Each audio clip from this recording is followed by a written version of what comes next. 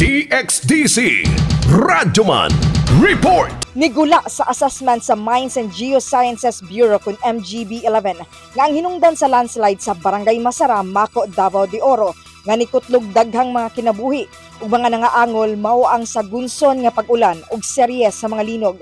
Sa kapihan sa Davao, gibutyag ni Captain John Tubo, Senior Supervising Geologist sa MGB Davao, huya og delikado na gyud ang maong lugar sa mosunod pang mga landslide. So bali ang reason yun niya is one is rain-induced siya, so grabe yun ang atong ulan, so which is a triggering mechanism, and then next is previous occurrences of earthquakes, so I think isa po siya sa significant factor, and then steep ang atong terrain, as makita ninyo grabe yun kahapog ang atoang area, and then ang atoang gitawag na geology, so weak ang geology, so unsa nga material ang naa sa area, weak kay siya, it's because naman may mga splays ni Philippine Fault Zone nga nitagos yun sa Davao de Oro area.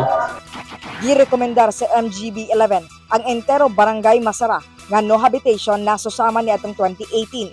Dakong hagit alang kanila ang pagpangita og luwas pa nga lugar para mahimong kabalhinan sa mga apektadong residente. Busa hangtod karon, nagpadayon pa ang ilahang pagtuon.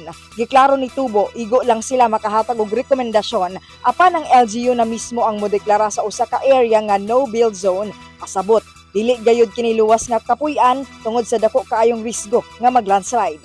Kasama mo sa balita ug serbisyo publiko, Radyoman Amy Ganita. Tatak RMN. RMN News. Diretso Balitang Metro Davao.